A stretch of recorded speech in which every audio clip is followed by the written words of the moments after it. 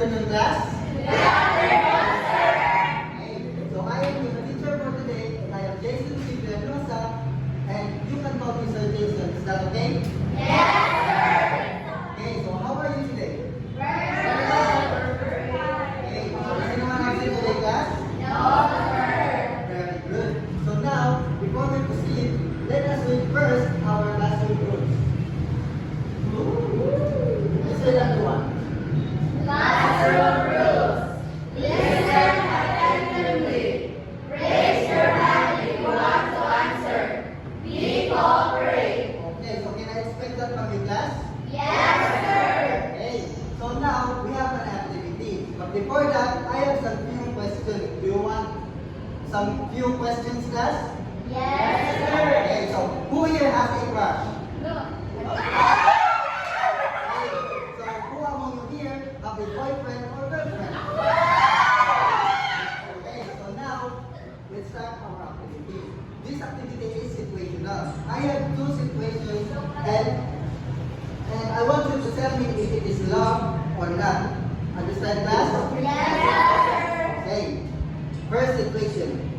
Giancarlo buys gifts for Maria only to show off on social media and get attention. Again, Giancarlo buys gifts for Maria only to show off on social media and get attention. Raise your right hand if you want to answer.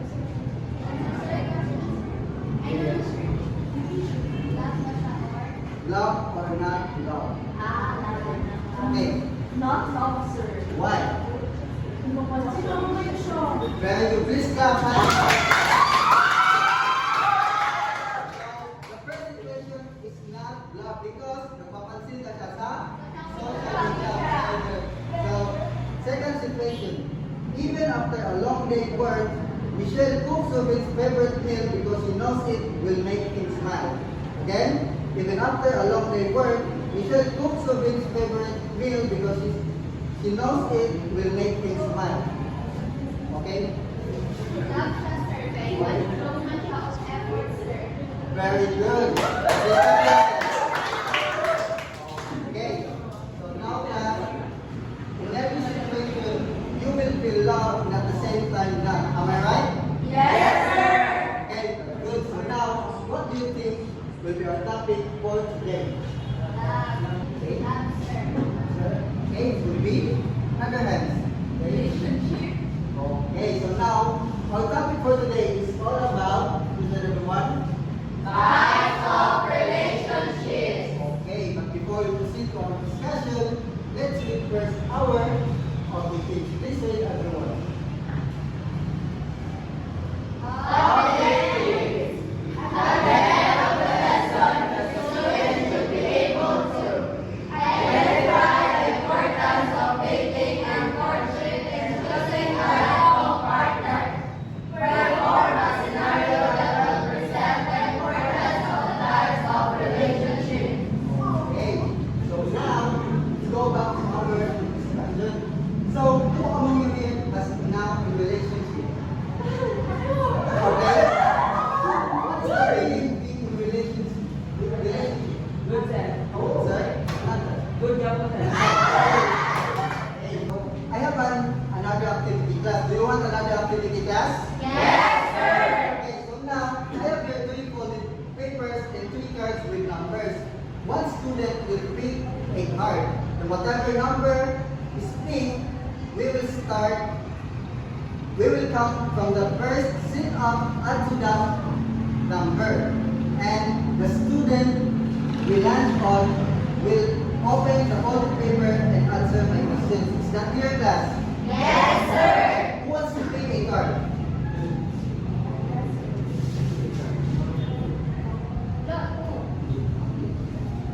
Okay, 1, 2.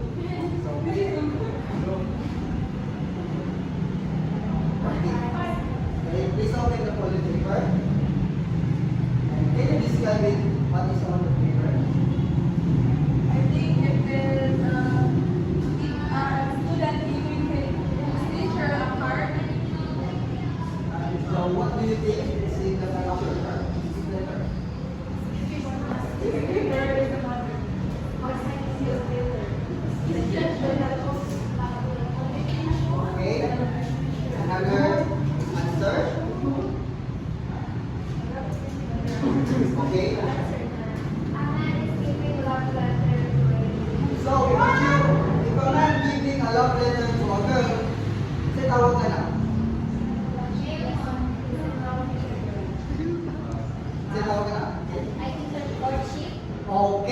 please clap your hands for Amanda. Ang nasa picture is nanguyago. Okay. So nanguyag. Ikaw nga ba nag-experience ka ba kanay ng uyag mo? Pero na. Okay, so kung sa'yo feeling kanay ng uyag mo sa kalaki. So wala ka rin mo niya. Please clap your hands for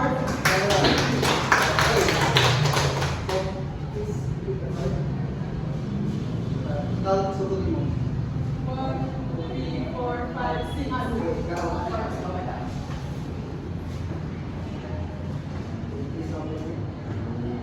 Can you describe it? What is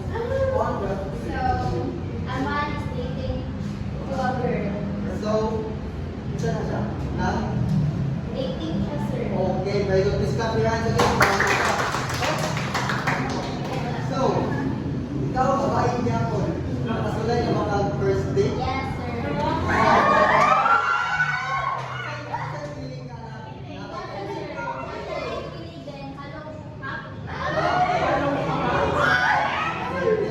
And the last card is 5. Ano? That's so good, you know. 1, 2, 3, 4, 5.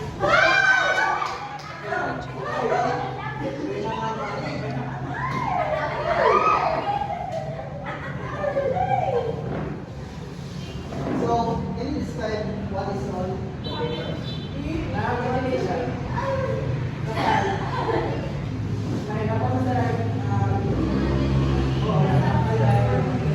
So, what's that?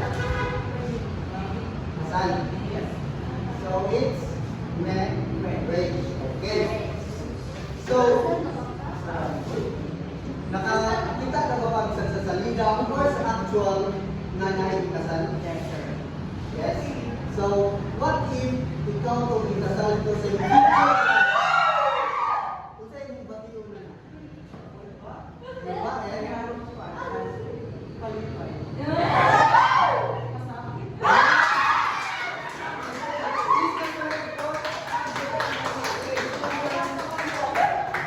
So, there are 3 types of relationship. What do you think is the first? Please. Okay. Courtship, sir. Another hand. Sir, dating. Very good. Please clap your hands for Amanda.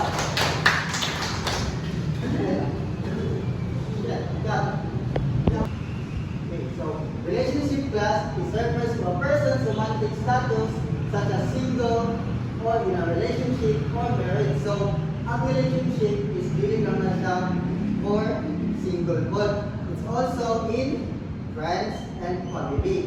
Listen class? Yes, sir. Okay, so what are the types of relationship? First is Dating. commiseration. Okay. Sir, first type of relationship is dating. Okay, very good. First is dating. Please read everyone. Dating involves two people spending time together to explore romantic relationship. So ang dating is mag-explore ka lang sa romantic relationship. Okay, date mo, magbuwan mo. So who among you here is experiencing dating? Aside from Amanda. Okay. Okay, aside from Amanda, what is the feeling of dating someone?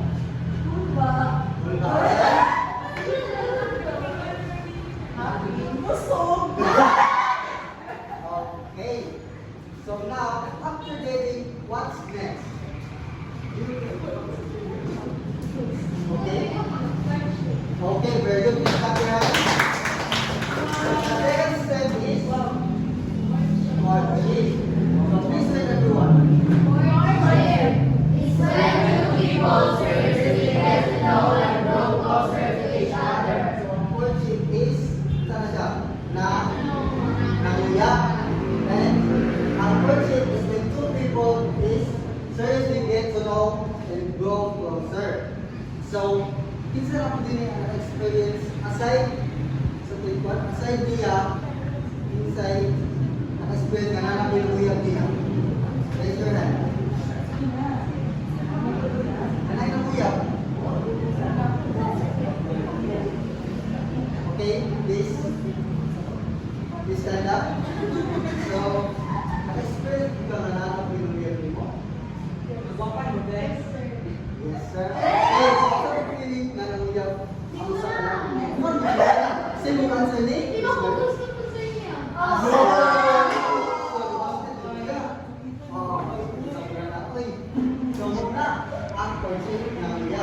And after courting a man or woman, she says to them, Marriage.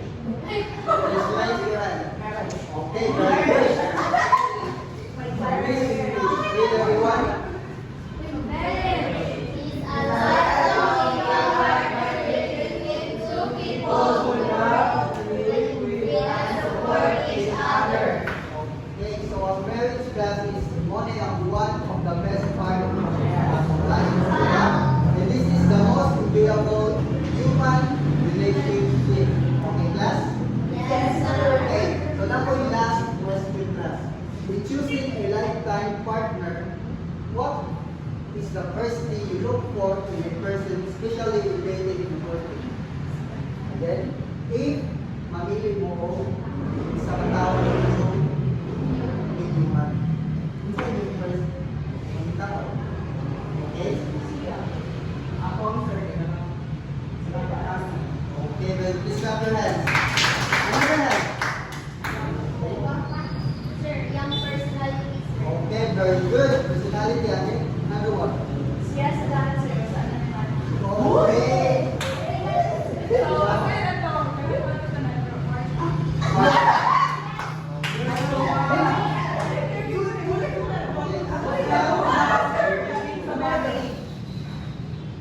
Okay, so now, are you all understand what is dating, courtship, and marriage? Yes, sir. Okay, so now let's proceed to our next activity. Okay? So now, I have a short note for Vera, and I will group you into three groups. This will be the group 1, this will be the group 2, and the last is group 3. So our first group is neutral thing is dating. And the second one is courtship. And the last is marriage. So, but before that, please read our rules.